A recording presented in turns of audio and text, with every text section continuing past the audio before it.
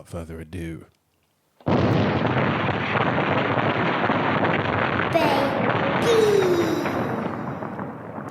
This Could end terribly. Episode 45. Shout out our Amazon Music listeners, our SoundCloud listeners, our Spotify listeners, our Apple Podcast listeners, and our YouTube, our patient YouTube listeners. you nasty people. Don't know why you're listening on there, to be honest. We're not even visual yet. No content. So that's why I thank you for your patience. Still nasty. But soon come. This Could End Terribly, episode 45. We are back. We are here every other week. We're in our buy a convertible BMW in a Hawaiian shirt phase now. Done now. 45. Global voice from the local boys, I think it says on our IG. Is that what it says? A little slogan I came up with. That's bars. It does Know what I say mean? that. That's bars. Yeah. Come on. She didn't follow the account back. I guess she had to meet us first, but we'll get onto that later. Big time. It's what happens when you're big time. We've got to coming limit into the followers. Yeah, exactly. Just coming into some weirdo's keep house. ratios up. You got to test it out first. But yeah, hope everybody is okay. We have a very special guest The most special. for you this week. But before we get into that, Johnny, sir, how are you? How's your week been? It's all right. I was on holiday. You were. I was on holiday. I was at German Nation, the European pastiche on Afro Nation. Okay. It was in Spain, unlike the Afro Nation, which is in Portugal. Yeah. Everything rang on time, unlike Afro Nation, because it was full of Germans. There was lots of beer. I passed out because I can't drink beer, can't process it. Fell asleep on the floor of the toilets in the mega park. You're one of those drunks. You're one of those. Yeah. Can't drink beer. All I can do is rum. Can't drink beer. 2 beers, and I turn into a white girl singing Robbie Williams. It was nice to be in Spain. Nice to eat some good food, get some good sun, practice the languages and that. You know what I mean? You do look a bit more coloured. A little bit. Thank you very much. I'm not sure we can use that word anymore. We left that behind in the 60s. But I appreciate your thoughts and sentiments. Yeah.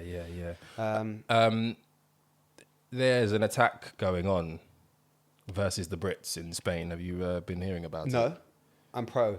I'm pro already. Yeah. So Barcelona, you were in Mallorca. I was in Mallorca. Barcelona are basically banning a whole bunch of shit the Brits do. Oh, yeah? Sounds wise. So basically they're banning quite a few things. So one of the things that they're banning is like smoking on the beach. Oh.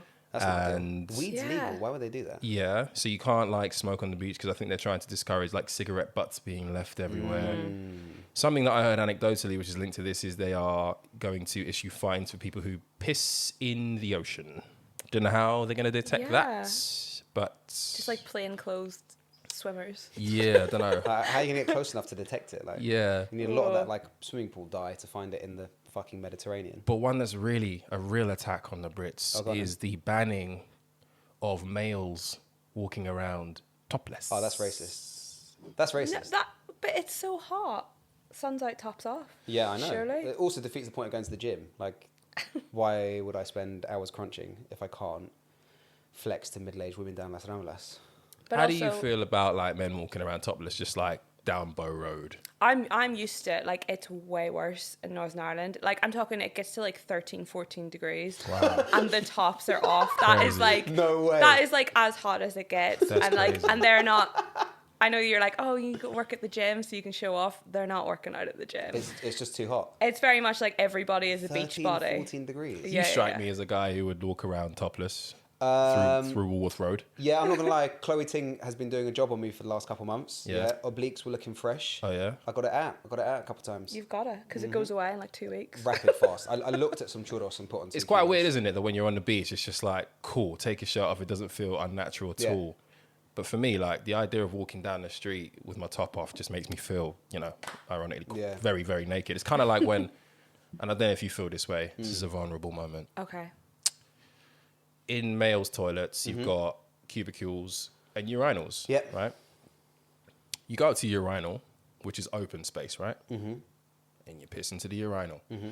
Feels normal. I, however, if I have to use a cubicle and I don't close the door, Right.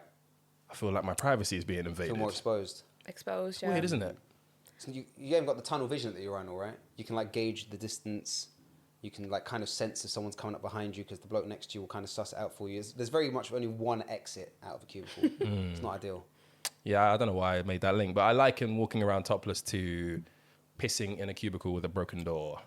Yeah, I mean, I guess. I feel exposed. Yeah, I personally don't mind it. Like, I know some people get really like Oh wow, offended by you it. sit down on the bog and just leave the door Oh, open. I meant like the topless. Oh, like- okay. Although like girls, You're Roisin. girls' toilets are pretty lawless. Yeah, so yeah. Oh yeah. you know. I've heard that.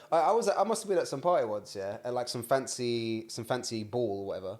And like two of the girls accidentally walked into like the guys' toilets. It was one of the fancy hotels in West London, and they were like, "Hey yo, the men's toilets are kind of clean, you know." I was like, They're so bad. They're so much better. What do you mean? Like, do girls just trash the toilets or something? Is this what happens? I don't know what we do in there, but yeah, it's a mess. It's free for all. But yeah, there's an attack on Brits in Spain overall. So watch this space. I'm all for it. Yeah. Still feel very, very tight and tense whenever I hear British accents Oh, it's bleak. wherever I go. Although I will say I had that, like, it was almost a relief. Like me and Max, shout out Max, did a day in Magaluf just to like decompress from being over Germanized in Arenal. And it was a bit of a relief. Like we got to like this proper shit beach club and the cricket was on, and there were like two other wrong'uns being like, "Fucking hell, Ben Stokes player, will you?" And I was like, Yeah. you know that like morose sense of relief that you get when you finally do actually get back to Stansted, and you're like, I can buy scones now. I'm fine. I'm home. Yeah. How are you, Rich? I'm excellent. Thank you very much. Yeah, as you guys know, in the last episode, my life has changed dramatically in the last few weeks. Mashallah. So I'm not getting a lot of sleep, but life is good. So what's the update on your planking? I hear you ask. I'm now about to hit six minutes on my plank. For real? 6 minutes. 6 minutes, doggy dog. Yeah, I've been planking every single day this year. He doesn't talk about much. Yeah, I can't, the challenge is I have to go up So- in duration. So what are you planning to get by the end of the year? By the end of the year, I'll be at 9 minutes if I go up a second a day. And that's typically how I increase it. I usually increase it by like a second or two a day. What do you think about for 6 minutes? I basically like listen to podcasts. I got to the point where like there are no songs that last as long as my plank. So I basically have to listen Bohemian to podcasts Rhapsody. now. You Yeah, do I mean, Bohemian yeah, Rhapsody. exactly. But the thing is, like, you can't have songs. You have to have songs that are quite like gym-like. But that song's You so can't listen to- rattling, it just like changes vibe. It's too every much. 4 Yeah, it's too seconds. much. It's too much. Just You zang through it. Yeah. But otherwise, good. Just want to send a big shout out to Eon, my energy company. A big fuck you, Oh. in fact. I don't know if you remember a few episodes ago, I said that when they did the old energy hike Yeah. in price, that my energy bill was in the 600 quid region. Very good. Crazy, right? Very good. In the summer. In the summer. So it turns out they were just absolutely shagging me, right? Okay. So I spoke to my next door neighbor and I was talking about like energy costs. Yeah. She told me she was paying like 90 quid a month. Oh boy. And they had just doubled her. So when I said I'm paying 600 quid, she looked at me like I was a big mug. Con idiots. And I couldn't even disagree with her. I mean, yeah. So I you called up the energy company today and I was like, what go on, bro? And he was like, tell me more. And I explained the whole situation to them, how, you know, I had a fixed cost for a very long time. And then you hiked me up by 3 times. And they were like, yeah, looking at your account, we probably shouldn't have done that. So you got bad credit. You must have free energy for the rest of the year. So I was like, so what are you going to do? They were like, well, you know, you cleared your debit, you know, that $1,000 amount in your debit last month. What we can do is we can give you back some of that, right? And then we can give you a reduced cost in your monthly. So you go down to about Why have you got to do this voice? £110. Why? I don't know why I'm doing this voice. It didn't sound I think like it's this at probably all. accurate. Oh no. And then, no, to be fair, it wasn't at all. He was like a northerner called Hussein. Shout Do out the voice. Hussein. He was very helpful. Do the voice. No, because Do the voice. Nope. Do the voice. Nope. I've lost all confidence doing accents in front of you. So piss off. Thanks. So he was like, I'll bring your monthly price down to £110 and then we'll give you 50 quid as a gesture of goodwill to say sorry. Oh, what, cash? No. Credited to my account. Oh, that's dead. That's not a gesture of goodwill. It's a gesture of economic servitude. Yeah, but other than that, all good. Hope everybody had fun at Afro Nation. Yet to see Snapchat videos a la 2019 where everybody was rocking out with their cocks Yes. out and fornicating and acting Yes. very unrighteously Wild and business. very ungodlike. Yes. God is watching, you know. God is watching. This is way too long to be speaking with somebody else in the room Yes. who we have not introduced. Yes. So Very without further ado, our special guest joins us from ID Magazine, editor and writer, Roisin Lanigan. Welcome. Thanks, guys. Welcome to This Could End Terribly. How are you? I'm good. I just came back from Glastonbury, which was... Talk about it. I don't want to think that God was watching. Like, that is not what I want to think about Glastonbury. But also, like, people were not... They were acting, like, in a more godly way. Like, post-pandemic festivals, like, people are much more emotional. Oh, really? Like, everyone kept crying. Oh, that's weird. Yeah. A few people in face masks, which made me think, like Oh, the horse has bolted. Yes. Like, you're here now. Yeah, it's far too late. If you get COVID, we all get COVID. Like... We're in it. Everyone I know who went and got COVID, except you, apparently. But I like feel fine. Everyone, I'm just built different. Everyone I know has got COVID. It's bleak. Yeah. Or they just don't want to go to work and they're like, oh, I've got COVID. I've got COVID. Yeah, And everyone's got a picture of a positive test on their phone. Like I've still got a picture of someone else's positive test, just in that case. you just send. Yeah, 100%. I save mine. And Swerve use it all hinge the time. dates. You can swerve work. Everything's beige. So, top 3 performers. I saw a little like sad girl acts, which were probably like why people kept crying Love around it. me. Yeah. So I saw Phoebe Bridgers, Excellent. and then I saw Mitski, and then I chased that with Megan Thee Stallion. So it was like an evened out. Yeah. Did you catch Kendrick? I came home early on Sunday, which is I know. It was really bad. Poor form. And Was it then the I dog? watched. What, did you come home early for the dog? I did actually need to pick the dog up. Excellent. From Josh Kaplan. Shout out Josh Kaplan. Shout out, Who took it Shout out, Josh. I guess. Shout out, Josh. And you, our listeners, don't know Roisin, but you know of her. And when I say you know of her, Yes. her moral high grounds, Yes. her moral standpoints have already been laid bare on the podcast in previous episodes. You could argue Roisin's part of T-set like law. Yeah. Arguably. So when we played that game a few episodes ago, Everybody's Got a Price, Josh said that he has a friend who would kill somebody for $1 billion, but would not have a sheikh from Dubai shit on them. Yes. That, for was all me. of her career plaudits and achievements in life, that That was me. was you. Yeah. put Do you wanna talk to us a bit more about that? I am honestly like so shook that people were so keen to just be like, I did it for 100k. And let's That not was my shit in my price. mouth That's for a par. 100k. That was my price. Everyone says 100k, and you know the reasoning behind it is so depressing because they're like, that's a deposit on a house. Exactly. I'm like, guys, like aim a bit higher. But it's also just a little bit of It's a shit. tiny bit of shit for a house. I have seen the video. Like, Oh, what? I haven't wow. seen it. What? yeah. So this is why me and Josh Hey, had the send discussion that on because through, I'm please. not Not to finding it me. again. Like, I've seen it. Then we went out to the pub and he was like, but you would do it. I was like, I categorically would not do that. But I would kill someone. For $1 billion. For $1 billion Yeah, quid. yeah. Shit. God damn, this is mixed morals.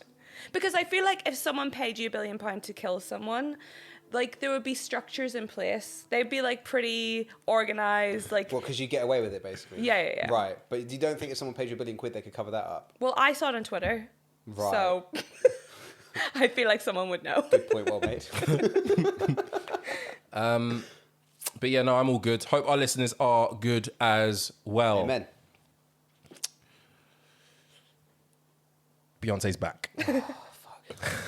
She's on a horse. She's gallivant. She's on a horse. I don't know if anybody's ever looked better on a horse, to be honest. She does look great. Have you ever heard of Charlotte Dujardin?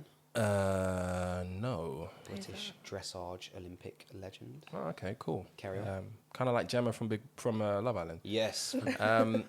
Looks way too much. She looks more and more like her dad the more she gets tanned. I just want to say, okay, because the 2 biggest stars in the world have gone in this dance direction, and we're going to Yes. unpack both. But one thing I want to say about Beyonce, straight off the bat, is I feel like she should not be given this esteemed position of being your leaders, because Ooh. You've been waiting for episodes to get this one off your chest. she is going to lead you all off a cliff. Talk about it. The lyrics from her new song, Break Said quit your job. My Soul. Everybody now, I just fell in love and I just quit my job. I'm going to find new drive. Damn, they work me so damn hard. Work by 9, then off past 5. I mean, Sounds like crazy. Sounds like blessed hours to me. And they work my nerves. That's why I cannot sleep at night. I'm looking for motivation. I'm looking for a new foundation. And I'm on that new vibration. I'm building my own foundation. Hold up, oh, baby, baby. This is kind of like when she made all of you believe that he should have put a ring on it if he liked you. She made a call to all of you single ladies when she was married and happy. I wouldn't say happy. I got a conspiracy theory about that whole Jay-Z thing, by the way. I don't actually think he cheated. Who among us hasn't scrapped our sister on a lift? Yeah, I don't actually think he cheated. But anyway, mainly because black men don't cheat. But I'm sick and tired of her leading people on. You've been wanting to get this off your chest for a minute, to be fair. Soon to be billionaire-ess. Yes. You know, no such thing as wife of Jay-Z, also soon to be, if not already, billionaire. He already is. Telling everybody to quit their jobs. Hey, listeners, guess what? Cost of living crisis. Don't fucking quit your job, mate. Don't quit your job. Don't do it. Don't listen to that 150, 130 BPM shit and feel like a revolution is coming. Because, look, it might not be. Yeah, it's also entirely too long. 9 to 5 is blessed. The song is entirely too long. Oh, the song is too long. You want to get into the critical breakdown of the song. Okay, I actually wanted to send a message to people to just like make sure you're aware of false idols and prophets. Yeah, I mean, I'm pro general strike. Like, we can all quit our jobs if we want to. We can unpack that later. But the song's too long. We need to discuss that. That's the main problem. There's no need for a 4.5 minute song. So do we like? Are you one of them now? In this economy. Are you one of those? Yeah. Oh, I love it. I love a long song. It's like half an album. I'll put it on like if I have 12 minutes at the gym on like one of the machines, I'm like play it 3 times. Play it 3 times. Like it's like if I was doing half an hour on the treadmill, All Too Well by Taylor Swift, 10-minute version, 3 times. You joking? Oh no. No. I mean, did I stutter? What? So do we like the song? I love it, but I can always tell when I love a song that everyone else is going to hate it. Yeah. So I listened to it and I was like, this is entirely my vibe. And then anyone I've talked to is just like, no, hate it. It's too long, or like, it's too much of a pivot for her, or she's like a fake anti-capitalist idol.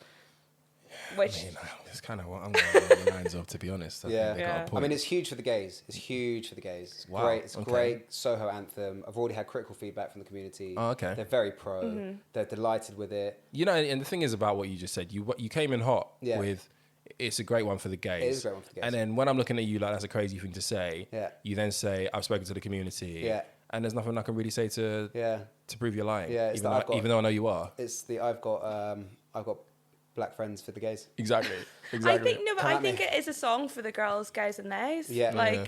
She's pivoted to that. Drake has too. Yeah. It's Pride Month. Well, not anymore, but it was Pride Month when it was released. It was a big Pride anthem. So I mean, it's a banger. We can save 2 minutes, can't we? We can save 2 minutes. I'm not for this new phenomenon of 2-minute, 15-second songs. I'm not necessarily pro short songs. I'm just saying this song is too long. Well, look, I think it's a slap. I very much enjoy it. My views on Beyonce kind of brought to the fore last time around. I'm not the biggest fan of her. You don't like Beyonce? Until she does stuff like this. I like attitude Beyonce. Okay. I don't like ballady. I don't like all that stuff. Beyonce. I don't think her voice is compelling enough for me to really enjoy that stuff. Bars. No. See, this is the thing.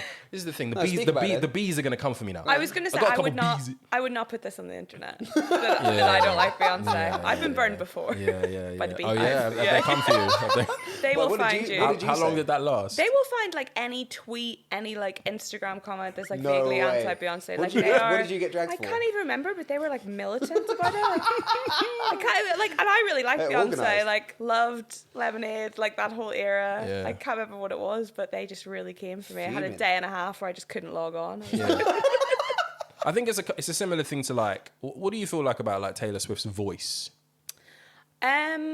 So it's changed quite a lot because Taylor Swift really passed me by when I was a teenager. I was like, I don't listen to Taylor Swift, I listen to great music. And then recently, like, she re-released it all and I listened to it and I was like, yeah, I get it now. Yeah. But she's an example of somebody who I think has really good songs but just doesn't have a really good voice. Yeah. And I think I mentioned like Bob Dylan, Jimi Hendrix couldn't sing. These are people who just like have a voice for the music. These are outrageous claims. Oh, I mean, they're not technically good singers, but they make really good music. They have really a presence. good music. Yeah, like, you know what it is. So that's that's my kind of thing with Beyonce. Clearly makes amazing music and always has, but I like attitude Beyonce. Meanwhile, in Toronto, Drake released Honestly Nevermind, And how do you feel a about it? full dance album. Most needless album of the year. Move on. That is so harsh. Yeah, these it's just views. needless. It's actually worse for him being on it because there's bangers and then he ruins it. His producer's on job. He's released a house banger after banger after banger album and then does his whiny So what do you think? shit over the top of it. Okay, It's so you think jarring. he's too whiny? I think he's whiny. I think the song quality or the writing quality is non-existent. Yeah, there's no bars. There's nothing. There's nothing to it. The only good track is Massive because it kind of sounds like a garage track. I do like that song with the video with 50 Wives. It's very Was that the one with 21 very Savage? haram. Yeah. But but you know, Yeah. look. It's dead. It's dead album. Didn't need to come out. He'd already flopped to Certain Loverboy. Drake doesn't bang anymore. It's just long in it. He's lost the juice. Just be rich and buy a basketball team in it. So I was going to ask, has Drake fallen off? Yeah, I it's think done. he has, yeah. It's done. It's done. I think it's interesting that you say that it sounds a bit garage because I really feel like a lot of the people who are really anti this new era of Drake are American. And I think that he's trying to gear the new album towards like Europe and the UK because people love him so much here. So there's a lot of those songs that you can like speed up 2.5x and they'll go off in clubs, right? You just put a different bass line on it and then you'll do all right in Pasha and in Mykonos, right?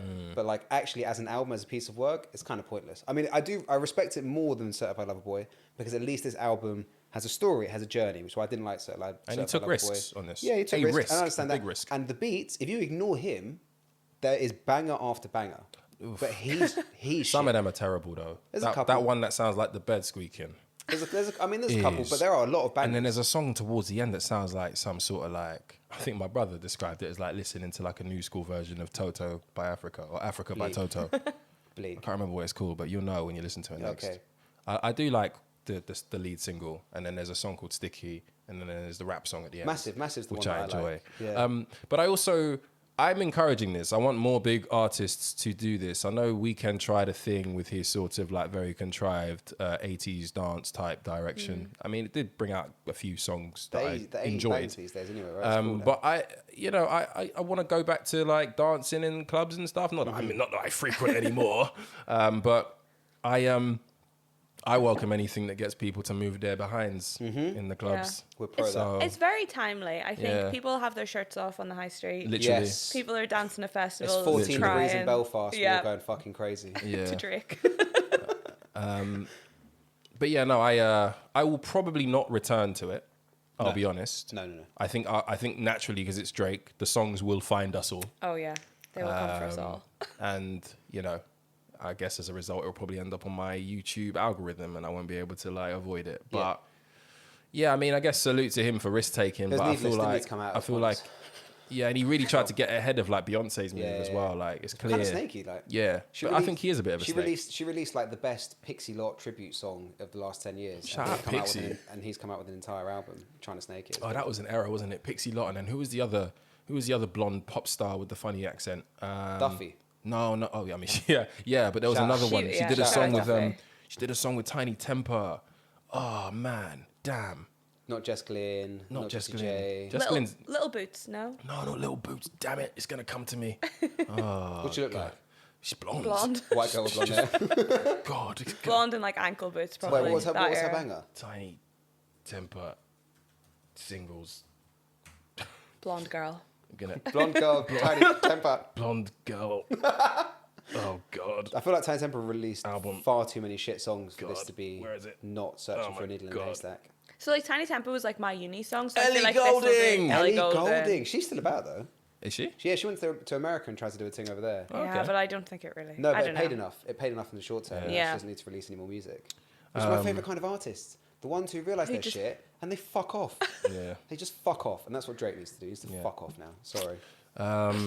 So. The harshness. Yeah, I mean. Welcome to this Johnny good Vivas, and nice terrible. Yeah, nice to Johnny meet you. Vivas. Quarter of the way through the rum bottle, it gets worse. Yes. Okay. Let's move on to the serious topics. Where do we want to go next?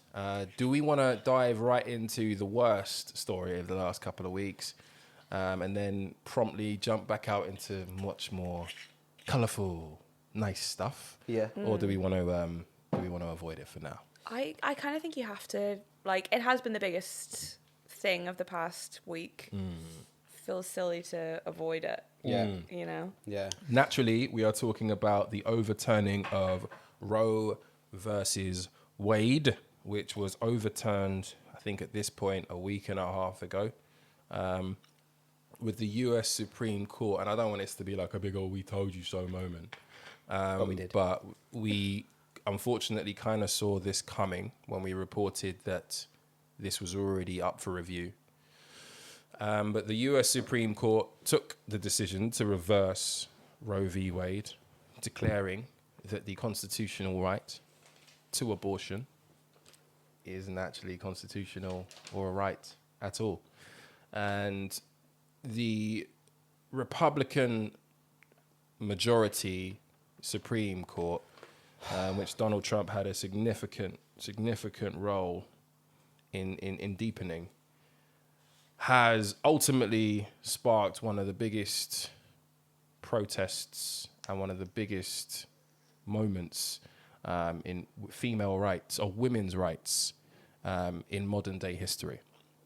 And the decision, which was leaked in early May, as we mentioned, means that abortion rights will be rolled back in nearly half of the states immediately, with more restrictions likely to come. Abortion will not be available in large parts of America, and it may mean that other rights are also coming under review in the future, which has already been hinted by my man. Man like Clarence. Man like Clarence. One of your gang. I've got to account for him. Problem is, I make you account for all things Jewish. Exactly. So stand up, innit? Chat to your guy. Yeah, I mean, Uncle's bugging. Uncle's bugging. Uncle is bugging. And not in like a funny Bill Cosby way. He's bugging. Yeah, I mean, where do we want to start with this? Clearly, every take has been said. Yeah. This is awful. This is an attack on women everywhere. This is attack on liberty. And what it paints as a picture is a horrible direction that America is going into. So maybe first the initial reaction, and then we can talk about what this potentially means in the future. Who wants to jump in? It's only right Roisin takes lead in this one. No pressure. I mean, it's kind of... It's interesting, though, because I think there's been a lot of, rightly so, pressure for men to also jump in on this, which hasn't really happened before in, like, these kind of big decisions around, like, women's reproductive rights that, like, I've seen a lot of my friends being like, oh, well, you don't care about it, like, why aren't you posting about it? Or, like, you know, like, why don't you have opinions on it? Which has actually been really refreshing. And, like, I know that we're in this country, we're not in America. I can only imagine, like, how potent these discussions are over there. But, like, I was out last night with the group of, like, guys and girls, and people were talking, like, so openly about, like, oh, I've had an abortion, or, like, oh, my friend had an abortion and I went with her, which had never really happened before. Like, I mean, I'm from Northern Ireland, so those discussions happen back home. Right. Yeah. Because we didn't have abortion rights until, I mean, we still don't really. No. Oh, wow. Access is very difficult, right? Very, very difficult. I think that's one of the only things I was a little bit, not frustrated about, but I saw, like, some of my friends from back home get a bit frustrated about in terms of, like, English journalists talking about this and saying, you know, like, oh, but, like, we have to make sure that this would never happen over here. And I'm like, well, it kind of already does. Yeah. Like, this, so in the UK, the 1967 Abortion Act, like, protects the right to an abortion here, but that was never extended to Northern Ireland. Right. So women from Northern Ireland have always had to travel for abortion. So, like, you can kind of see, if you're from Northern Ireland, firsthand how traumatic that is. And just, like... But where do you have to go? Do you go to Scotland, or you come here? Or? Most people come here. Okay. But that accounts for, like, everything. So, like, I think that's kind of what people didn't realise until the Roe v. Wade thing happened. Was just, like, abortion is such a catch-all term. Like, you can have a miscarriage, or your child could die while you're pregnant, and that's still counted as, like, abortion care. And you still have to travel if you can't have that within your state or within your country or your province. So it's pretty traumatic and terrible and overwhelming. Yeah. And now for the male perspective, which we are desperate to hear. Yeah. Which everybody needs to hear. Everyone needs to hear. Oh, yeah. I mean, what is there to say that hasn't already been said? It's just bleak. It's bleak. It's another 6-3 conservative decision. It's the culmination of a 50-year political process by which the Republican Party have stared its pretend opposition in the face and said, fuck you, come and have a go. As I mentioned, when the leak happened, it was so supremely obvious that it was a conservative leak. And the thought process would be, well, let's figure out what the Democrats do. Democrats did fuck all because they've engineered a society to be entirely placid to this kind of event. The immediate reaction function of the Democratic establishment was to use it as a fundraiser. They were sending out emails asking for funding. Before even like really getting into the nuts and bolts of how this might affect what is arguably the most important swing voter base. They hadn't really even addressed the trauma this might cause without asking them for money. It's something that's going to impact, I think, the moral fiber of American society. Like the last pretense of an avoidance of fascism in America was that we might have something like a partial Supreme Court. And with a ruling like this on clear political lines, decided by 3 justices who in their confirmation hearing said that Roe v. Wade was settled precedent and they wouldn't impact it. Which kind of just goes to show that we all kind of already knew that something like only 1% of American popular legislation enters and passes through Congress. So we knew Congress was bust, but maybe these judges have some kind of moral standing, and they don't anymore. They are as paid for by the Federalist Society and other interest groups as any other politician in the system.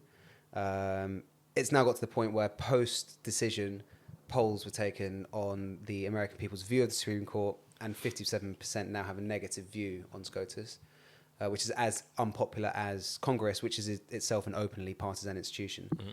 People don't believe in the capacity of the judges to rule on non-political lines.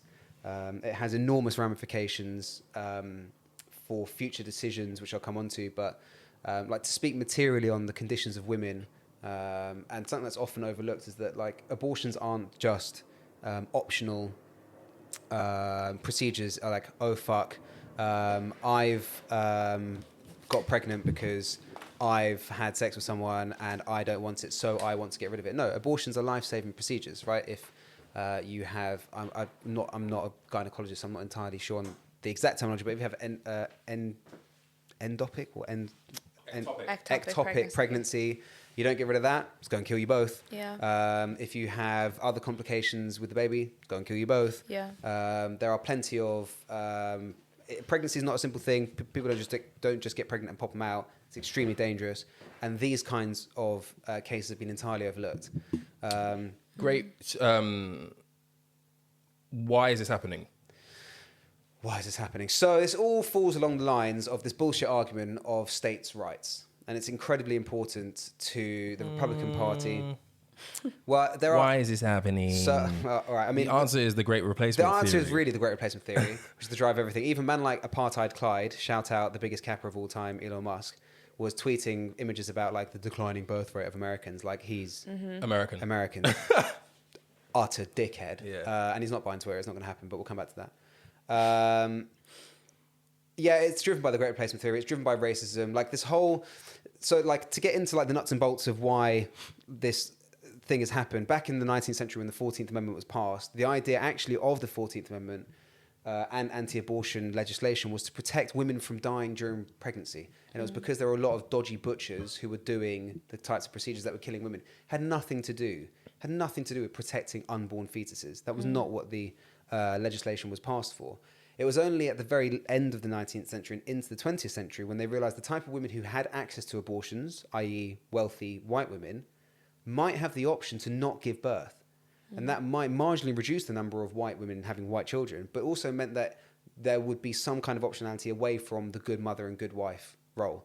And so the American Medical Association lobbied on that behalf to get politicians to frame the debate as a more religious and more fetal-led discussion than protecting women's rights, because actually that's very much secondary to the idea of keeping the stock of good white people in the American population. It has wider implications. Clarence Thomas, bless him, decided that the Supreme Court has the justification, given that Roe v. Wade was actually not that much about abortion, although it protected abortion. The underlying law that protected the ruling was more around the right to privacy, and so the same kind of privacy hinge was used on cases of using contraception and same-sex marriage. So both of those are now likely. He didn't, however, he stopped short of reviewing interracial marriage, which is something that great replacement theory would very much like to remove. Yeah. He is married to a white woman. Not only a white woman who's very much implicated Ginny Thomas in the January 6th event. She was in communication with Mark Meadows, who's Trump's chief of staff. She's all banged up in that dirty business. She used the privilege of her husband being a Supreme Court justice to recuse evidence. It's all entirely fucked. Anyway,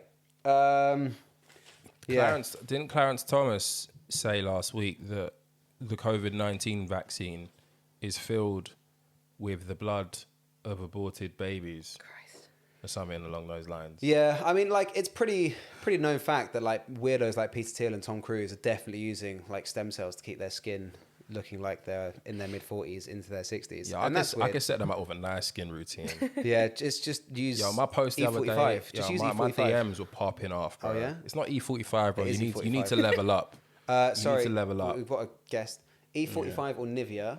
Which side are you fall on? I'm not on Nivea anymore, though. Oh, what are you on now? I'm on Wellida. I'm on the Ordinary Company. I'm on some CeraVe. I'm on some La Roche-Posay, rude boy. All of those are better than Come what on, you said. dog. Yeah. E45. Can you level up, my G? This environment. This environment is as anti-Semitic as the Supreme Court ruling, because actually Jews, we don't mind abortion. Like, we're not pro it, but like if you have the right to save a woman's life, then that's what's more important than saving an unborn human. Like, this idea that this ruling is based on like religious freedom, it's total bollocks. In fact, the First Amendment of the Constitution is that no law should be passed that even positively discriminates in the case of a religious institution. So, like, it's utter bollocks. There is no justification beyond this states' rights. And the reason I made this point at the beginning is because this states' rights ideology is the kind of justifying factor for a whole host of shit that's about to get passed. So, the Supreme Court term has just ended, right?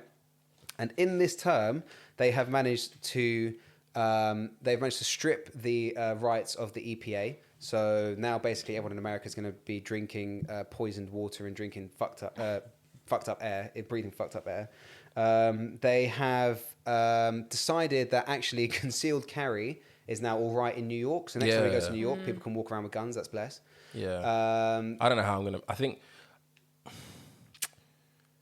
anybody who's going to New York from the UK, I think you'll be all right. Just overdo your UK accent. And you won't get shot. Charming. Trust me, you'll be all right. You'll be all right. But Everybody else, I'm praying for you. It's like it furthers the theory, right? That like literally guns have more liberty than women in America. Because like if a gun's loaded, it can like its owner can choose whether or not to get rid of what's inside it. Yet like if your missus is pregnant, you actually can't unload the chamber. Like that's coming out the front door. Yeah. So it's all very bleak.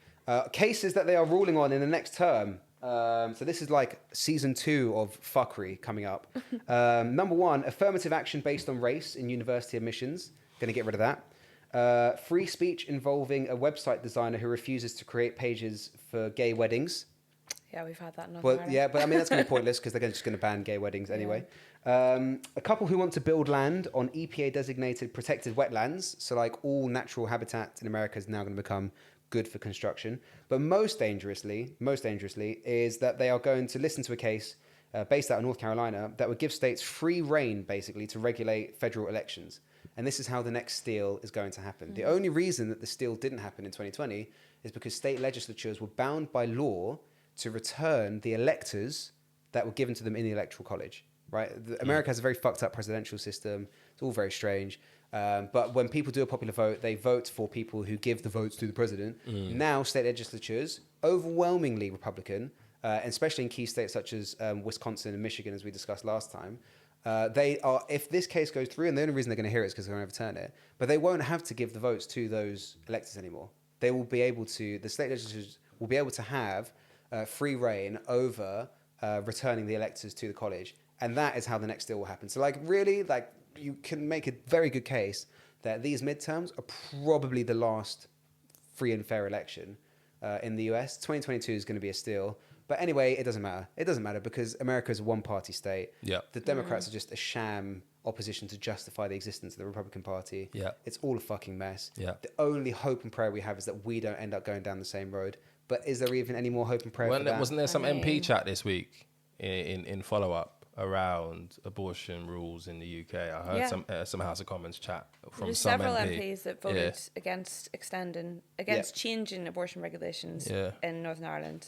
Jacob Rees-Mogg, Dominic Raab voted against it. So they're now, as part of this, like removing us from the European Convention on Human Rights chat and replacing it with our own Bill of Rights. They're basically like they're refusing to comment on whether or not the right to an abortion will be in our replacement of the Bill of Rights. But you're right, as you said at the beginning, it is ultimately great replacement theory. Like they are just scared that there are too many spics and black people replacing the good white stock of America, and we can't have that. That's unsustainable. We need to maintain our population for dominance. And shout out all of the companies that have come out and said that they will commit to paying for the majority of the costs associated with their staff members needing to travel to the nearest country that will allow abortion. But as we said, this is clearly an indication of things to come with regards to human rights being infringed upon in a myriad of ways. You've pretty much summed up a lot of my thoughts and my feelings. I mean, to be a woman these days, man, honestly, I don't want to sound like Panda the Panda, but like to be a woman these days. Yeah.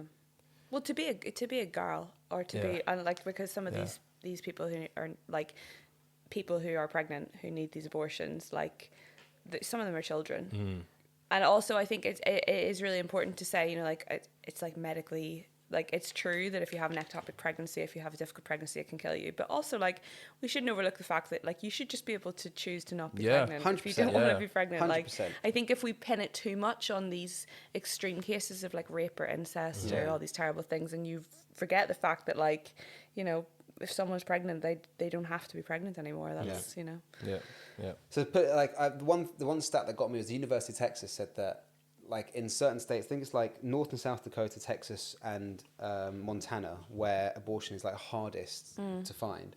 At the moment, on average, some women have to travel as much as 300 miles, which is a fucking long way, right? Yeah. But after this ruling, we have to drive as far as 500 to 800 miles. So I Googled how far away is 800 miles from London. That's like driving to Prague.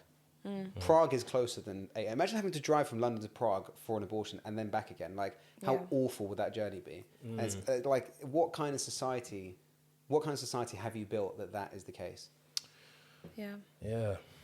I guess we will wait and see how this develops. We gave a whole list of examples where abortion would be needed, right? That are both financial and health related. You know, speaking from experience, you know, I came to a mutual decision with a partner when I wasn't ready that we were going to make that decision. I can't even imagine what it would have been like if I wasn't able to make that decision. Yeah. So I can't even imagine what it feels like to be American in certain states and have to raise the child beyond your means. But shout out that lady who, I can't remember, she's some sort of like some politician of some sort who was at a rally with Donald Trump, who thanked him for his role Lauren to play Boebert. in preserving white life. Yeah, it's bleak. So it turns out she used to be brass on Craigslist. Yeah. Okay. It's kind of like being like hidden and suppressed, but that people found her listings on Craigslist. For our international listeners, what is brass, Johnny Vivas? She used to offer sexual services online. She was a sex worker. She was a sex worker on Craigslist, which itself, dandy. Craigslist is great job. Great job.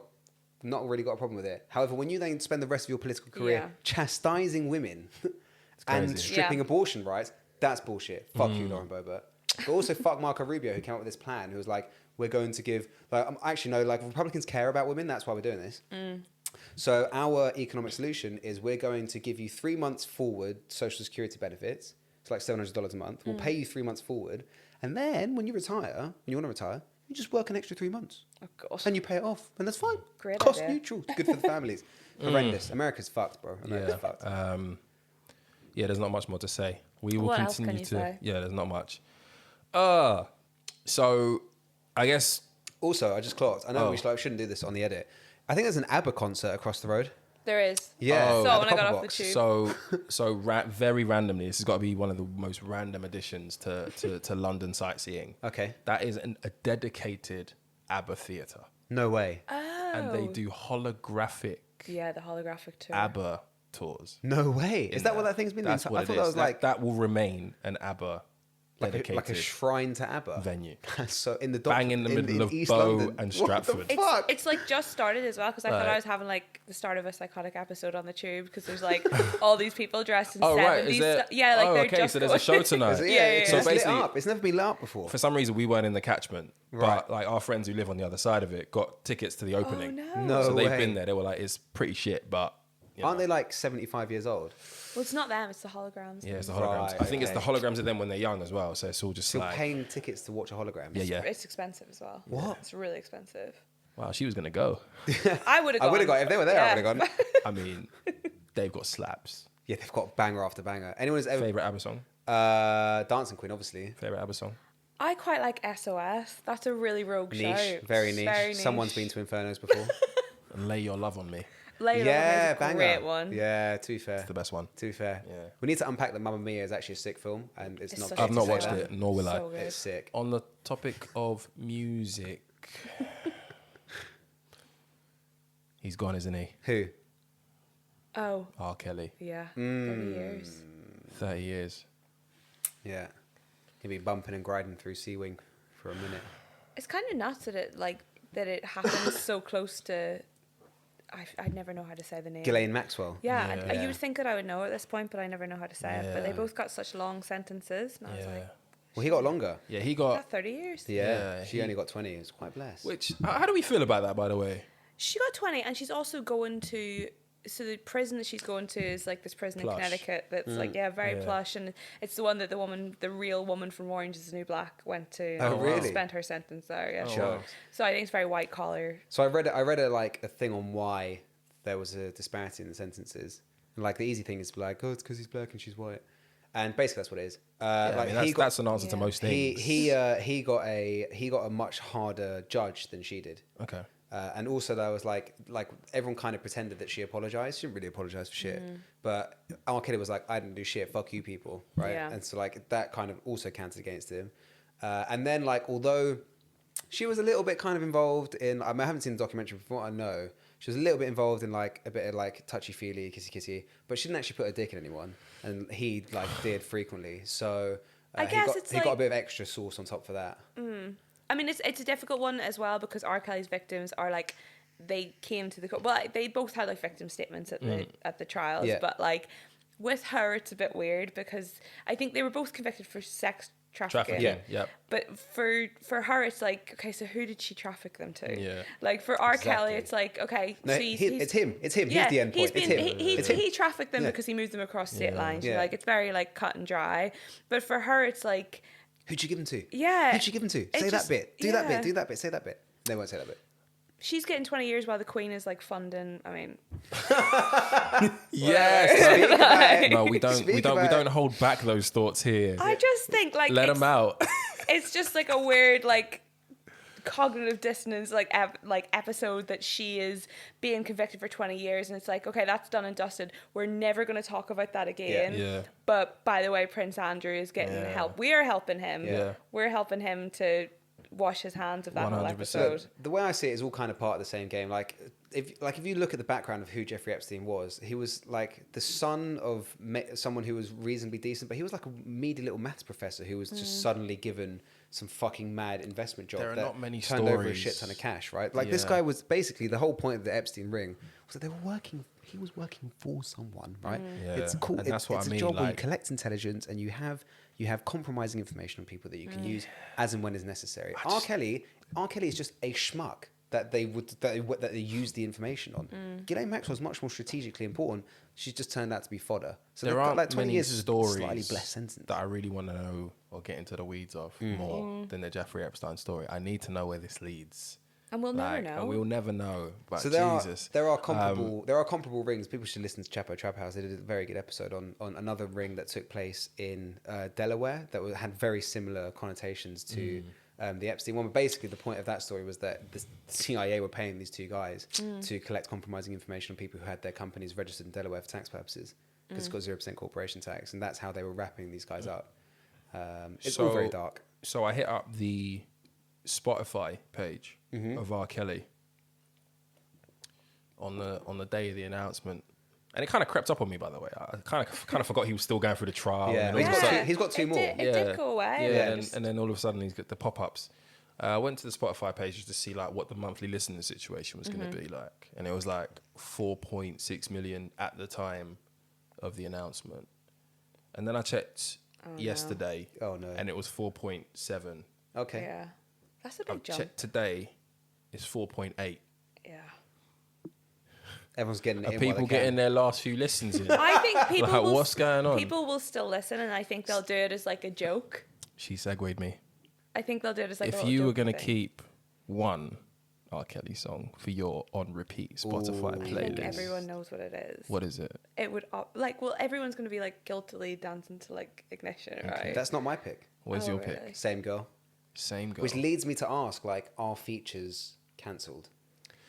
So, Step in the Name of Love, man, for me is like one of the best songs. I mean, it's not his best song, but it's one of the best songs. So, if I had to keep one, just for the good times, you know, like where there's a party, whoa, whoa, whoa, whoa, whoa, yeah, oh yeah. But it's so weird because I'd keep that one. These people, like, when anything like this happens, there's always a huge jump on Spotify. Like, Is there anyone whose music you arguably shouldn't have returned to that you have returned to because you've bought into the scandal of the bullshit they've done, but then realized maybe a year or two later that you can maybe kind of forgive them?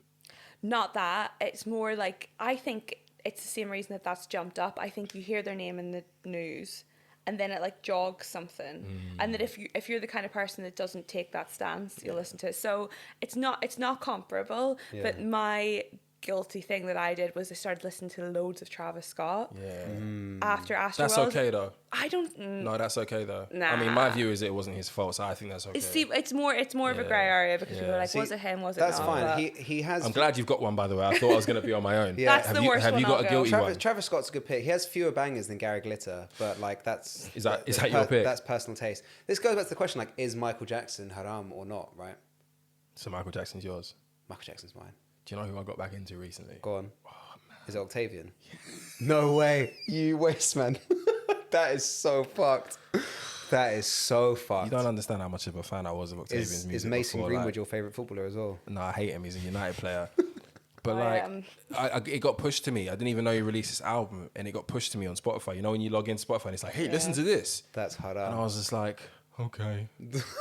I don't no. think I could. Nah, I couldn't. I couldn't do Like, that. I Yeah, couldn't do you're on your own on it. It that was one. like I know. You're on your own on that one. I know. there is a level to which you're like, I know, guys. yeah. I feel the judgment in the room. But what's the name of the banger? Is this a safe space? No, it was the whole album. It's called Alpha. It's named after his Why dad. are you plugging it? Yeah, to be But fair, it- that's You have to beat bad. that. No, that's bad. I basically just plugged it. Yeah, beat that. Fuck. You're going to have to beat that. Beep. Yeah. Look, Ghislaine Maxwell, man. Did she get any kudos for not snitching on her dead man? Well, I don't know what'll happen to her now. Like, She did right. She didn't snitch, and he's dead. Well, she might ride and Women die. are great. I don't know, but like, will she? No, is she she's gonna definitely do 20 years. No, in she's the- getting hanged. She's getting. Like- She's gonna No. ride. She's gonna ride and die, just like her fella did, right? Wow. It'll be interesting to see what happens. No, she's not lasting more than 6 months. Well, look, good riddance to them To them both. both. Shame, innit, dickheads? Couldn't have happened to two worse people. Yeah. Now, for Union Papi, Johnny's inspiration, Yes. Johnny's spirit animal. Oh, do you love him? Okay, He just loves all Anything to do with union. A unions. union Oh, shtick good, Anything to do okay. with unions. is his bag. Episode 1, Johnny Union. If you don't live in the UK, many of our listeners don't, you might not be aware that we all struggled a little bit to go to work in the last couple of weeks. I didn't. I was in Spain. On holiday. All right. You didn't have any problems at getting there on the way back? Yeah, I had a 14-hour delay. That's because Ryanair are dickheads. Had nothing Okay. to do with justified industrial Fair. action. But a lot of us struggled to get into work, and those people who don't have the option of working from home felt it the most. And that is because... You sound like Grant Shapps. And that is... Terrible. And that is because the head of the union, which represents the rail, tube, and am I missing anything else? Public transport, buses. Rail Maritime.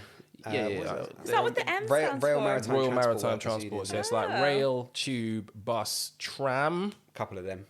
If you live in Croydon, the leader of that, man like Mickey Lynch, a real king, Daddy friend of the Lynch. show, eternal friend of the show. decided Eyelashes. I'm not having it. What? Great eyelashes. It's because he's Irish. He's Irish. Let me He's Google. Irish. It's the dark eye. It's the dark lashes and blue eyes. Half Cork, half Cross McGlen, apparently. That's why he's so argumentative. Yeah. He decided that he wasn't having the government's shit anymore. Amen. And look, these strikes happen quite regularly. It's usually about pay. It's usually related to pensions. It's usually related to like cutting of jobs and so on and so forth. And this was in a similar vein, but it also had a lot more to do with the future modernization plans that were being proposed by the government, which ultimately were going to result in loss of jobs and so on.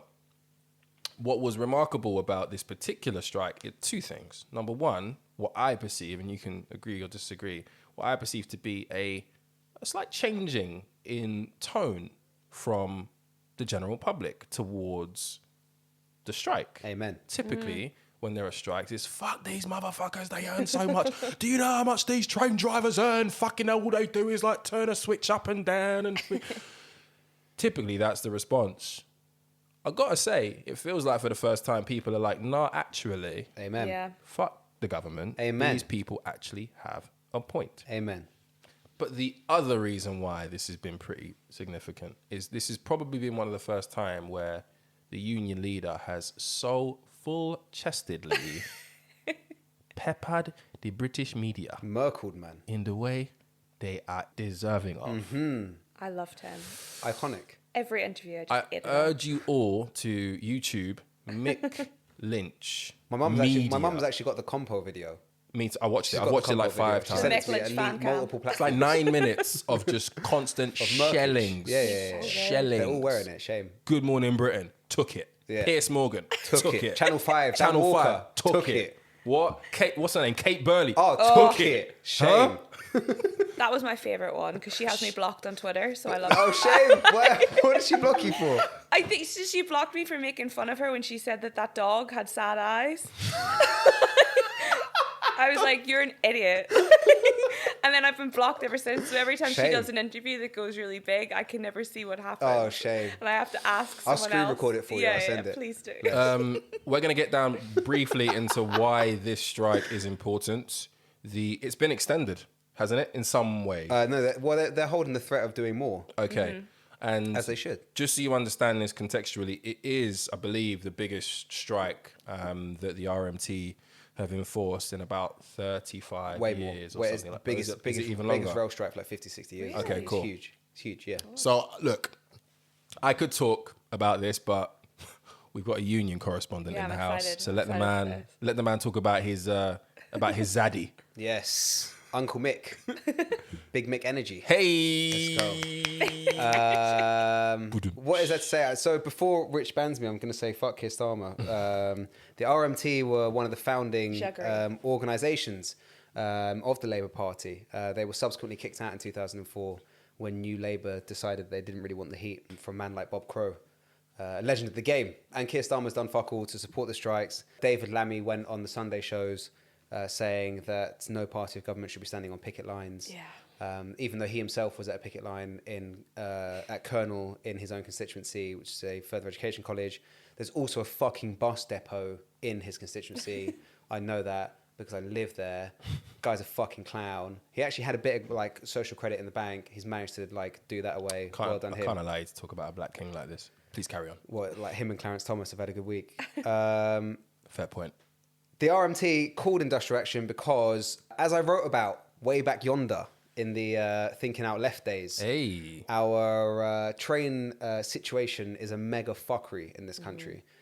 We have the train stock owned by I think called jointly stock companies. Basically, the trains themselves are owned by private equity companies. The tracks are privatized and we pay for their maintenance. And then the franchises are also run by private companies. The franchises tend to be owned by other very successful foreign railways like Deutsche Bahn, Italian state railways, SNCF, the French state railway, or other private equity firms and investment firms. So as our privatized railway system stands, we, the schmucks, pay a shit ton of cash to private enterprise to inefficiently run our railway system. Mm-hmm. The fares keep going up.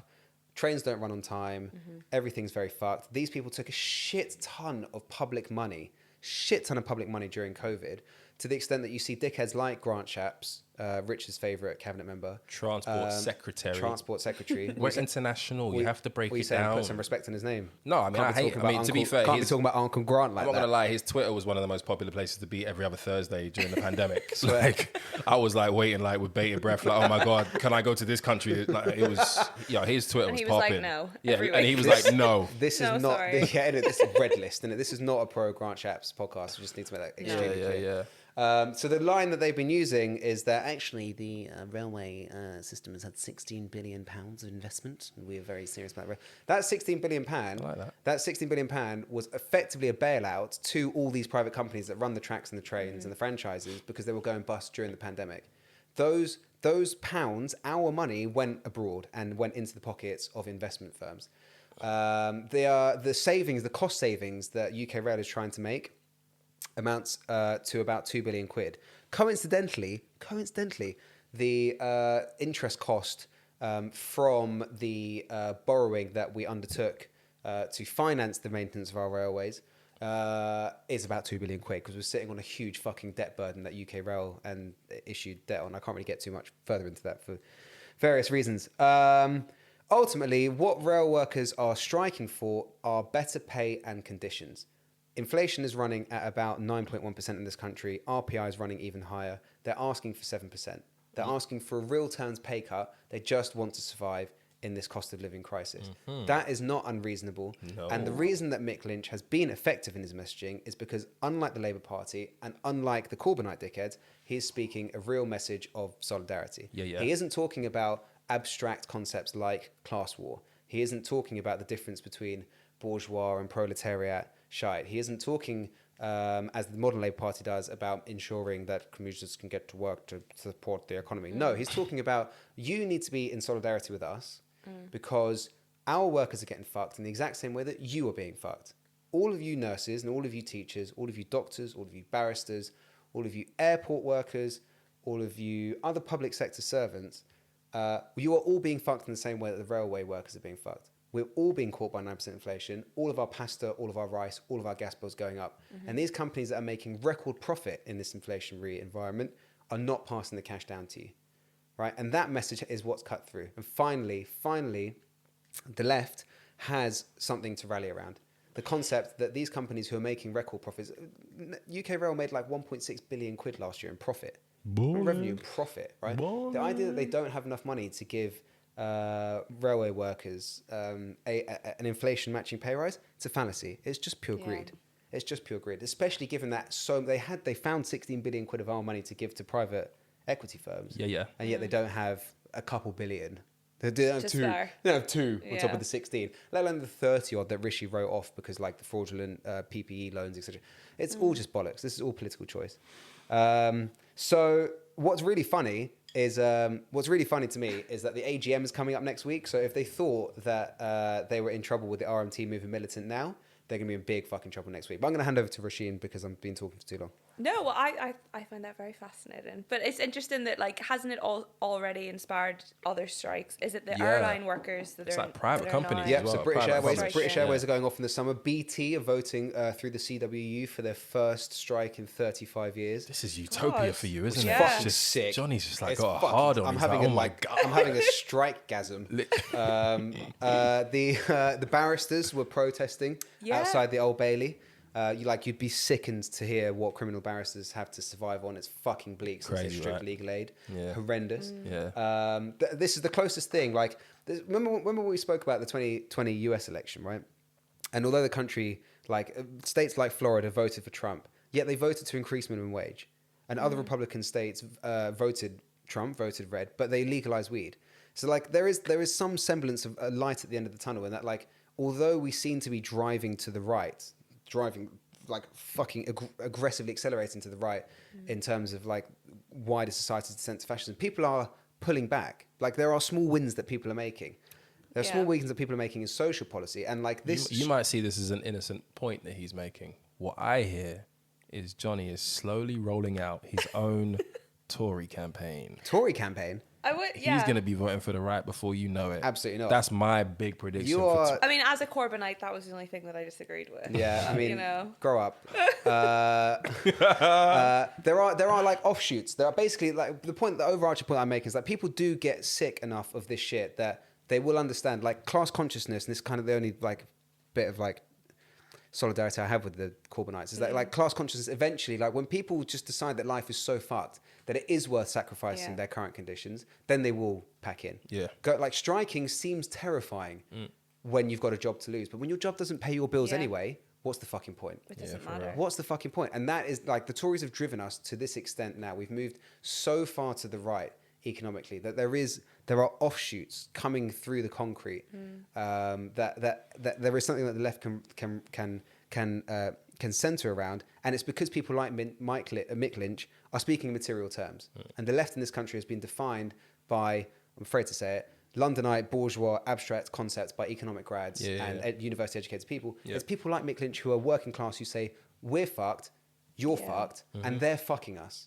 Help us to stop them fucking you too. And look, I was just going to say that I think it's also the reason why people really identified with him is he had like no deference to like Kay Burley you know like he was just like, I don't know who you people are, like I don't care about this, and like when you watch like any kind of political discussion, they all know each other, and like they all go to the same bars. They're all like so deferential to each other that nothing ever gets said. Mates, right? Where he was like an outsider. Didn't give a shit. Yeah. But there's so much of do you like reckon a couple scandals are coming out on old Mick soon? You reckon they're gonna? I think he's kosher. Something up. I think he's kosher. I think he's kosher. But like so much of like the Corbynite. I'm sorry, I don't mean to keep going at you, but I do kind of. But like so much of like the modern leftist identity or politics is rooted in identity. Don't let him talk to you like that. And there's like this don't idea don't have it. There's like this idea that like we're leftists because like it was tough for me eating pasta at university, and like I could only do 2 shots down vodka revs, and I've struggled too, and like my English lit degree doesn't pay 80 grand a year, so like I'm struggling. But no, like these abstract concepts are what like most people didn't relate to in the country. It's why we got trounced in the last election, right? When someone like Mick Lynch speaks real sense to working people respond, and that is a positive. You can replace Keir. Yeah. Get rid of this prick. And look, I understand that there is an element of privilege in me saying, let these strikes continue. Because look, worst comes to worst, I could probably, it'd be a long walk, but I could probably like walk to work, and my life wouldn't be... You can plank your way there. Yeah, literally. My life wouldn't be super inconvenienced by a prolonged strike. So I understand that there's a great deal of privilege in that statement, and a lot of people are not in the same position. I could work from home 5 days a week if push came to shove. But it's very, very important that people like Mick Lynch exist. It's very, very important that the message that they are trying to uphold is continued and not allowed to disappear into the abyss and into the Tory smoke ultimately. So yeah, man, Mick, my guy, Uncle Mick, welcome. You're welcome. You know, when the dust settles and your price goes down, please come and visit us. Come and visit us. This is the Get him on the podcast. Yeah, his price is probably a bit too high right now. You know what I mean? Like, we're studio in that. Yeah. Couple of working class boys on podcast. Yeah, exactly. So Rasheen. How long you been at ID? Tell us a little bit about you. So I've been at ID for 5 years, which I feel like is a really long time. Nope. In the age of Beyonce telling everyone to quit their job, I feel like it's a long time. But I like... See what she's doing to the women. she's also Segway Queen over here. Come on. Yeah, for real. I know. Callbacks. For the earlier listeners of the show. But yeah, I started there as their like social editor, and then like segued into editorial, and now I like edit and write there, and write a bunch of other places as well. So what's like a day in the life So I go in, I make myself like a really big iced coffee with oat milk. Yes. Because all the kitchens have oat milk, and if you want to have like the bad milk, you have to go to the back kitchen. It's the only one that does the animal milk. I don't drink animal milk. Over there for the semi-skimmed. Yes. Where's the I'm an full oat facts? milk. And then in the morning I like sorted our news coverage for the day, like any stories that we're updating, anything that we're covering, any like timely like op-eds that we want to write about. And then in the afternoon I like edit pieces from freelancers. We have a lot of writers from like America or different countries where they wake up later, so I spend my afternoons doing that. Nice. Bunch of meetings in the middle. Who's the most impressive famous person you've met? So the one that I met most recently is I met Dua Lipa, and she was so nice. And like I did this thing. Friend of the show. She was so lovely. Forever. And then I just Did she do the hips? It was Did for you like, just have a lisp there? Were you so rattled? Did she do you the went hips? The Her hips hips. move. She She does did the do her hips hips. move. But she went to give me a hug at the end, and I shook her hand. And like, Are you joking? Why? no, I'm not joking. And like Why? her manager was in like the little But who, trailer so who as well. folded first? Did like She like looked at me like, "What's your problem?" And in that moment, I was like, I actually don't know. Can we go again? Can we go again, please? please. And then I just left. I just immediately, I just got on the train and was like, "Okay, bye." I don't know why. I was like, So what? Did you just think it was like inappropriate or what? I always hug people. Like I always say like hello and she went in for it, and I could tell that she was just like, okay, maybe COVID, and I was like, I'll style it out. If she mentions it, I'll just say like, oh, I don't want to social distancing. But like it was really nice. Once in a lifetime opportunity. Yeah, and now like you know when you're like lying in bed at night and it's like 2 a.m. and you start thinking about all the embarrassing things you've done, and I'm like, oh. Could have hugged Dua Lipa. Yeah, I shook her hand. Yeah, no, Dua Lipa's my type of pop star. Like, obviously she's amazing, like to look at and stuff, and her music is dope. But like, she's just again, She's very nice. you don't hear about her. She's gone big in America now. She's too big. No, for the but UK now. but there's That's none why of this. she's There's very none of the huge. antics. It's just like pivoted. bangers. Yeah, bangers. she's live shows. She's big in America. She's doing all the business and loudness. Yeah. Oh, I on know. telly. No, She's the not here. antics though, the bullshit. She's got a you know what I mean? newsletter. She did. She got in some hot water though. She was talking about COVID and whatnot, and her boyfriend's a big like anti-vaxxer geezer. Oh yeah, I remember. So there was a whole saying that. controversy about that. Podcasts and magazines. When are they gonna start publishing podcasts a bit more on the old print? How would you do it though? That's kind of the debate I wanted to open up. Yeah. With you. It's a difficult How do you- one. How do you do We're it? not musicians, do you know what I mean? But like, Yeah. they record. 'Cause it's been on my mind to like approach like magazines, like, hey, can you just like put a little thumbnail of us and just say like this podcast is dope, you should all listen to it. But I'm These like, people exist, and you should Yeah. listen to them. It's hard because like we have like all the ID office is cool because we have all the archives, so like 40 years worth of magazines, so you can Amazing. go back and like there's like magazines from 1985 where there's like ads for cigarettes and stuff in it, like it's another world. But when you look back, they're like, oh, you should buy the new Tomb Raider or you should listen to this album. And now like magazines don't really exist like that anymore, like because all that stuff's online and everybody finds stuff organically. Yeah. So by the time you're getting a feature in a magazine, it's very, glossy. Yeah. and You've already just done talking it. about your work and So basically, we need TikTok. another like 40 episodes maybe. Yeah. 40 episodes, Like work. TikTok. 40s, that's easy. I mean, we could bang that out in a Yeah, we couple could of bang weeks that. if we Yeah. really wanted to. Like, we can talk about we can become anything. single topic pods. Yeah. Episode 85, we'll see you at the office. But look, Yeah. it goes without saying, you are now officially a friend of the show. Amen. Right? Oh, Thank you so much. I'm gonna shake your hands when I leave. Yes, please do. I will force the hug. Yes. No shaking hands. Please do. I am not Dua Lipa. So, relationship advice. Yes. Oh God. Okay. Maybe your biggest responsibility on the show this week. Okay. We tend to pour at this point. This is- Okay. I still have a little bit left. So I'm gonna end up down in this. A good friend of the show. Wow, look at that fucking big pour. wow! The rum that Johnny's just poured into his glass is Hey, mad. when I'm drinking, I'm drinking. I swear. It's Friday night. Yeah. A very, Shout out very Rebecca good Black. friend of the show. I've been told to reveal nothing else but that. Okay. Ooh. Interesting. My boyfriend and I have been together for less than a year. Oh, it's Josh. I actually think he's over a year now. With his boyfriend. It's there. That's the joke. Yeah. All right. And we did ask for a summertime, more cruddy series of relationship advice Oh. submissions. Okay. This is that. Oh. My boyfriend and I have been together for less than a year. Okay. And he goes down on me maybe once every 2 months. We are right in the deep end. When I ask him to, he tells me, I will do it tomorrow, or just doesn't do it and ignores it. When I ask him if there's a problem, he says no, blames my period, or just doesn't talk about it with me. Tonight, once every 2 months. Tonight, I asked him to go down on me and also to help me get my bicycle out of the car. Not at the same time. He said yes. Two equally important tasks. He said yes and then did neither. Oh, no. Falling asleep instead without any conversation about it. What do I do? It's been going on for ages. He has no explanation. I'm starting to feel unsexy and like he's avoiding things with me. Aww. What do I do? Does he sound gay to you guys? Ooh, controversial. She said that. Yep. She said that. Yes, he's never really been a big one for trying it on with me. I'm confused. Oh.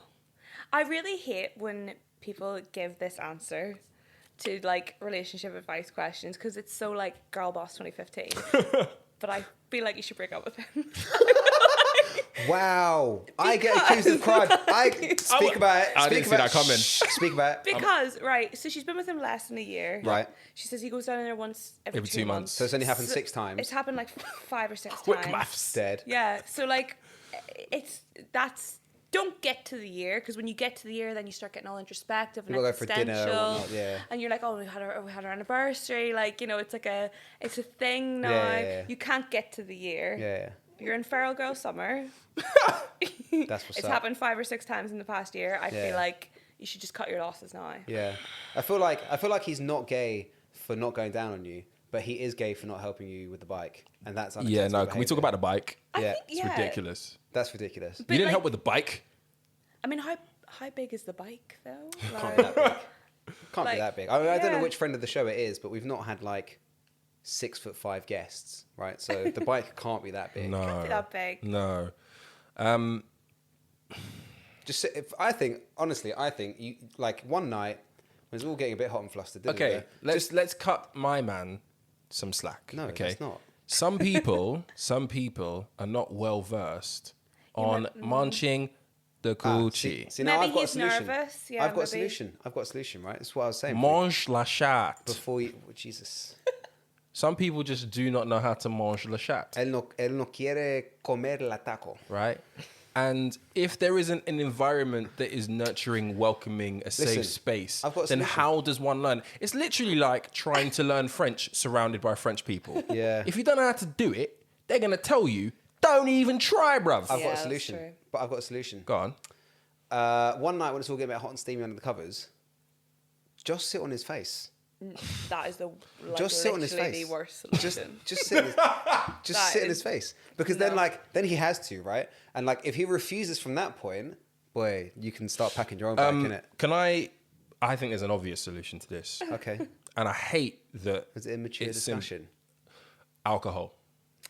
It's So all- I that's think all I you're think gonna we do. are I think we are at our sloppiest and most Yes. uninhibited Yeah, when we have had a few more drinks of our favorite poison than we should. Yeah, I agree. Right. If I think about my sexual history, I've become fucking Evel Knievel risk taker in the cooch Jesus. when I've had a few more whiskeys Not than I nice, should no. have. So my friend, whatever it is your poison is, have a couple more extra gin and tonics And then sit on his face. and then just try it. And I'm talking about him. Oh, okay. I'm talking about him. But will he listen to He this? needs to be less scared. Okay. Okay. And in order to do that, and then maybe along the lines, learn how to, build a bit of practice up, Yeah, aim for the top. drink a little bit, Yeah. and then just dive right Yeah. in. And then, like, also, you're not going to learn if you don't do it. Mm. You know? Now, that would be my instruction to him. How do we deal with her speaking to him about it, right? Because the issue be is direct. coming from her. No, just be direct. But it seems like she has been direct, and I just don't think there's anything like you. It's just not. Very Just leave sexy. him. It's Just just leave no. I him. just think it's just not very sexy. I'd be like, it's a 5, 7, 8 year problem. That's the conversation you have at 8, 9 years where you're sitting in the kitchen. You're like, hey, like my bike's getting rained on out there. Also, why don't you ever go down on me? If you're like if it's less than a year, I don't think you're in a position where you're just like, could you please go down on me? It's like, could you pass me the remote? It's too domesticated. So I agree. Like- Yeah, if you leave it too long without it happening, it's a conversation. It's a non-starter. You can't It's a really non-starter. bring it up. It just becomes part of it. Force the issue. Just sit on his face, and if he recoils, it's time. Get him on his bike. What about her though? We have to ensure that things like pH levels and all that stuff are like in the right place and all of that. So it's a pleasant experience for him down there. I think we can presume that. No. Yeah, I've got no reason to presume there's imbalances. This friend of the show is about to hate me for that comment, by the way. Yeah, that's kind of. I don't know who the friend is, but it's kind of bleak. Why? It's a problematic comment. Yeah, it's a problematic comment. Yeah, it's slightly. Yeah, it's not ideal. I never hear boys talking about that. I mean, that's a thing.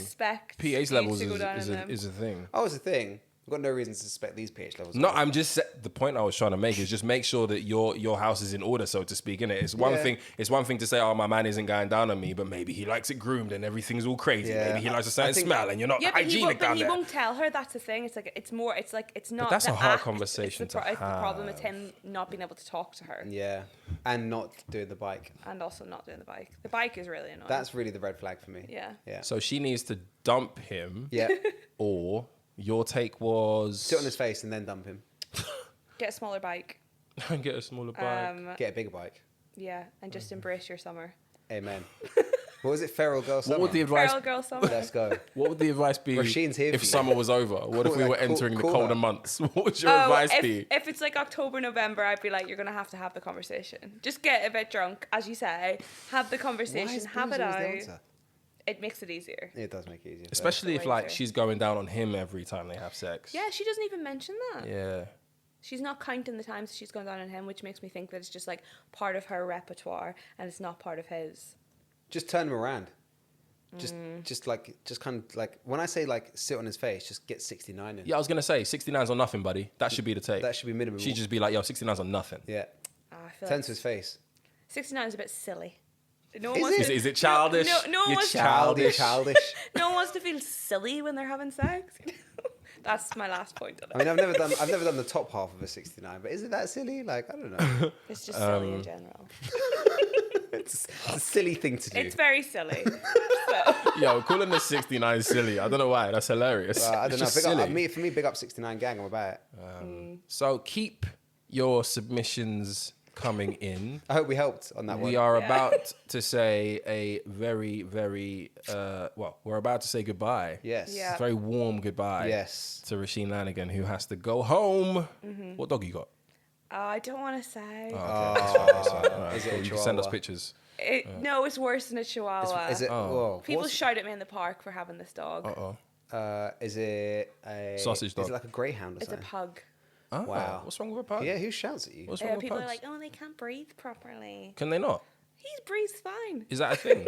Can pugs not breathe? Yeah, because they've got those little flat faces. He breathes fine. You should hear what he says about you.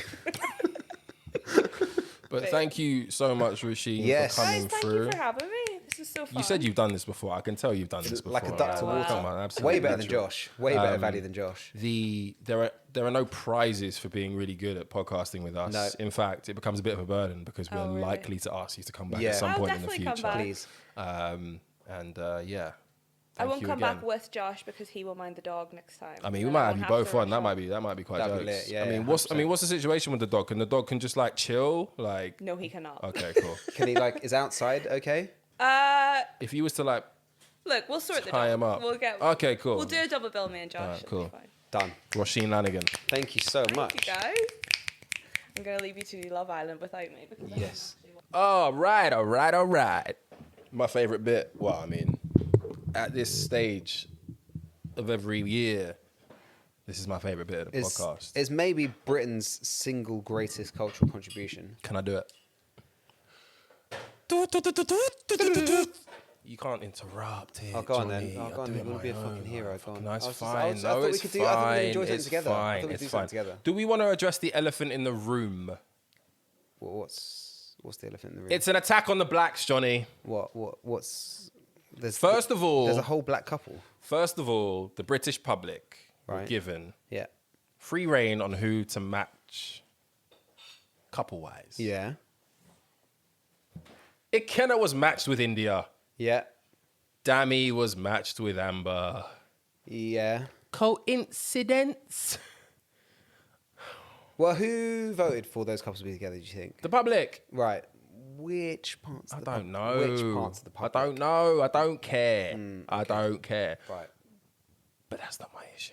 Okay, what is your Because we issue? then had Afia going, then we had Remy going, and then guess what happened? Oh, they were both awful content. The though. first and only 4 people who have been kicked out of ass. They all look like me, Johnny Vivas. They all look like me. So yeah, we've got a black couple. Yeah. But they're hanging on for dear life by the sounds of things, mate.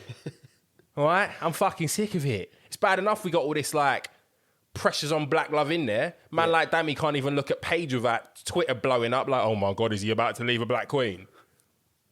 She does seem quite interested in him. I'm not going to lie, like, She does seem he's a winner either way. 'Cause Yeah. India's paying, Paige is paying. But yeah, Love Island, arguably. It's back, baby. This year of Love Island Finally back. is up there with one of the best Yeah. seasons, I think, ever. Ever. The last couple of seasons were pretty dead. This has been riotous from the beginning to this point. Shout out Ekin-Su. At time of recording, Casa Amor is about to be open. Yes. Holy moly. Holy It's exciting moly. times. But one thing I want to start by saying, if we harken back to episode 44, is I told you motherfuckers that Tasha was bad vibes. I told you. I told you. Yeah. I told you. Yeah. I don't want to see her happy. Oh, you don't want to see... No, I don't. She that bad? No, I don't want to see her happy. She's mocking my man. All this shit about I want to be a bad bitch, I want to be a sussy bitch. Bruv, you look like you're from Gloucestershire. It was bleak when she was like, I'm a dancer and I'm the only one who didn't make anyone's heart race. Yeah. That was I mean, to be fucked. fair to her, she was probably one of the sexiest dancers there, the whole Barbie thing. She was Okay. good. I actually missed that bit of that episode. Oh, okay. I missed all the sauce. But I also missed Lucas sucking on someone's toes. So that was enjoyable. That was enjoyable to miss. Do we want to talk about Luca? He's got a Churchill tattoo on his arm. That's all that needs to be said. He's And a an waste man. Einstein one as well. He's just a weird geezer. And Gemma's going to turn on him. I don't like Gemma, but I do Why don't like you that like she's- Gemma? I'm up and down with her, by the way. So, one, she's just proper jarring. 2, she's far too young. She shouldn't be on the show.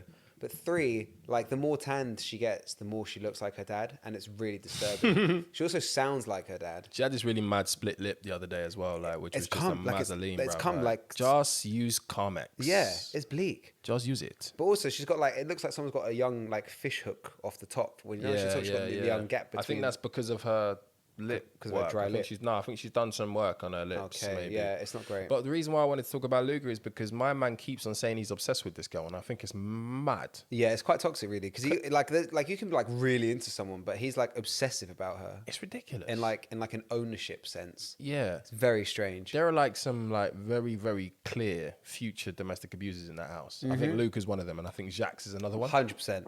Jax is a present domestic abuser, not even a future one. He's also a What's he nonce. done? What's he done? He was fucking a 16-year-old to start with, so that's not great. True. That's true. But like the whole thing with Paige, where he's like, he called her pathetic, and he was shouting at her and that, and told her to fuck off. This guy's a waste man, but I don't care if he plays rugby. Why is she having it, man?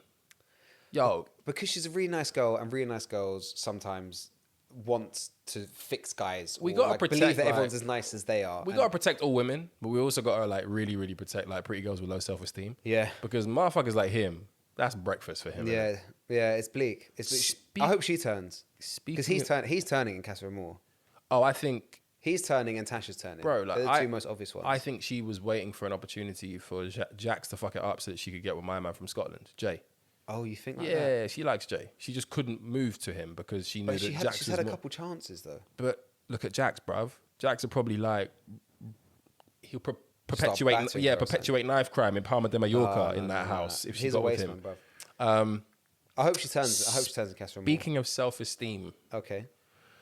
if I die and reincarnation is a thing, I want to come back in the form of anybody who has the self-esteem and inner strength of young Danica. Oh, it's been a roller coaster for her. She is the antithesis of pretty girl privilege. I loved her because Jay was like, I'm not into you, but you need to do what's best for you. And she was like, Yep. well, you're best for me, so Yeah. I'm gonna do you. I don't care who you're interested in. I'm interested in you. So this is what's up. Figure it out, brother. It was so bad. She is entirely too peng to be going through these dramas, bruv. See, the content and the feedback that I've had from the women community Here we go.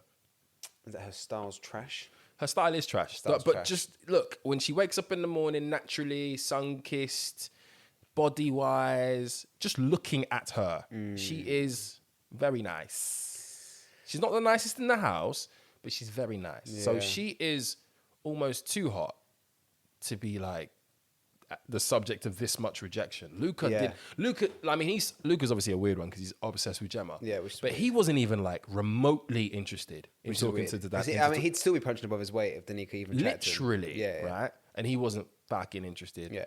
Like, Andrew was like, nah, Tasha. Jay was like, nah, anyone else but you. Like, he didn't even really like Antigone, and he still didn't want Danica but Antigone is a queen. This needs to be addressed. Antigone is unbelievable. You know, she's friends with Vic Tizzle. Swear down. Friend of the show. So I knew of Antigone. She's friends with my brother. She's friends with your bro. Are you mad? Yes. Shout out friend of the show, Vic Tizzle. Victor, we're having a chat, fam. He is a producer for her music. So I knew of Antigone purely because like she appeared on his Instagram story like a few months ago. And I was like, that's a name I've never seen before. Right? I know like loads of Greek people. I've never seen this name Antigone. So I remembered the name. And Victor, clearly she was good looking as well. I'm coming around for lunch. But then I heard all these rumors that she was going in the house. And then she appeared and I was like, yo, might need to pull up to Vic's studio for the session. Shout out Vic's Mix. As I said to him last time with regards to Shabo, if you need any services, any coffee, pizza, anything, I will help you. Come fast. I will just offer my services. And the same will apply to Antigone. But yeah, like it's. Can we get into Davide and Ekin Sauce, please? Because I was hoping you'd ask. This is my. I was hoping you'd ask. What I think like the gringo population don't understand is just how toxic Latin people are. Davide wants this woman, right? But he can't. He just can't admit it. Yeah. You can't admit it. Yeah. Right, and it's a problem in like Latin. He's not. I guess he's not Latino, but like there's Latin blood in him, given that he's Italian, right? He just can't admit it. He needs he will just make this woman work for it. He loves her. He should. And they are destined to be together. She should work for it. Yeah. She should do. She dumped him. Dumped his ass cold. And the thing is, people forget that not only did she try to move to Jay and got with Jay, but when my man Charlie, that nobody likes, came into the house, she was throwing herself at him as well. So she's trying to move to a man who is like head and shoulders above beneath Davide in terms of like looks and everything else. I mean, Davide's he's boring, let's be honest. But he's pretty. But he's pretty, right? Like, she was going for anybody. Listen, fundamentally, of course she's got to work. Fundamentally, there is... City boys are up. Fundamentally, there is no good like toxic good. I agree. And that is... what they have is toxic good. It is very good. Neither of them will be able to get away from it. Yeah. They're just going to have to get it done. No animals were harmed in the making of this video. Absolutely so... Godspeed. Amen. And if they win... I reckon they might actually survive Casa Amor, just for the pure toxicity of it. So I think they're absolutely not going to survive Casa Amor. No, I disagree. There's no good like toxic good. Do you not see how Ekin soon melts when a guy spits a couple two bars about things that she likes? So I do think she is more into him than he is into her. So if anyone folds, it will be Davide. But I think he will stick with what he knows, because he knows there is no good. Like toxic good. She's gonna get her own reality TV program after this, and I'm gonna watch every episode. I will make a bet that her and Dami are the two most popular post-house contestants. I called it early doors. I said Dami, man, Nigerian Irish man. He is gonna clear up, bruv. It's a lot of sauce. It's a lot of sauce to deal with. His sauce is different. Yeah, it's a lot of sauce to deal with. His little one-liners are just different class. Yeah, it's a lot of sauce to deal with. My name's Dami and I'm from Dublin. I love it. But I can switch to a Niger accent in a heartbeat. Have you not noticed whenever he chats to Davide, he puts on the Niger accent and everyone else gets the Irish one. So I'm loving it. I really am loving it. This season bangs. Yeah. In fact, after we stop recording this episode, we're gonna tuck into an episode like ASAP straight away. Basically. I don't know if we've got anything else to cover today. It's been a wonderful episode with a wonderful guest. Shout out Roisin. Who doesn't watch Love Island, that's why she's not here. Yeah, she was like, I can go now. I don't really talk about Love Island. I've not got nothing to offer. Not that she sounds like that. You heard what she sounded like. Happy Pride Month for the month of July. Obviously, we had some bad news coming out of Oslo with regards to the shooting that took place in a nightclub. And we also had the horrible news. I mean, it was more a statement than news, but naturally, the correspondents from Qatar, who are about to host the World Cup, have said that anybody who decides to show solidarity to LGBTQ plus by flashing or displaying the rainbow flag is likely to be met with 7 to 10 years imprisonment. Another reason why, even though I will watch the World Cup because it's my favorite sport, biggest spectacle within my favorite sport, another reason why I probably shouldn't be involved in watching it, endorsing it, supporting it. Human rights issues, anti-LGBTQ rhetoric, whatever the religious standing is of the country. When you take on the World Cup, which is a collection of countries and cultures from all around the world, imprisonment for displaying a rainbow flag or a rainbow captain's armband, yeah, sorry, I'm not bought into it. So I wanted to end by saying big up to everybody celebrating Pride, big up to everybody who isn't celebrating Pride. The parties are going to continue well into the rest of the year. I know there are going to be some specific Pride parties like Black Pride. I think that's taking place in August or September. There's going to be some trans Pride parties as well. Keep fighting a good fight. And there's another one for you. Johnny. What? Big up. Oh, big up you. It's another one. What? Episode. 45? Yeah. Proper like the kids are like in just starting secondary school ages. You know what I mean? No, I don't actually. Well, it's like BMW and the Hawaiian shirt, like I said at the beginning. Yeah. Middle ages. We're getting to our middle ages. Yeah. I don't think I've missed out anything else, right? Everybody, summer is here. Go enjoy the vibes. Gonna try my best not to miss Afro Nation next year. Yeah, we can do a recording from Afro Nation next year. Yeah, absolutely. I don't think there'd be much recording if we went there, to be honest. We'll find a little hour and a half, little spot. Yeah. To everybody else, stay safe, be good, go down on your missus. I mean, I was gonna say if you can't be good at it, but you basically just summed it for me. Literally. Peace out. Bye.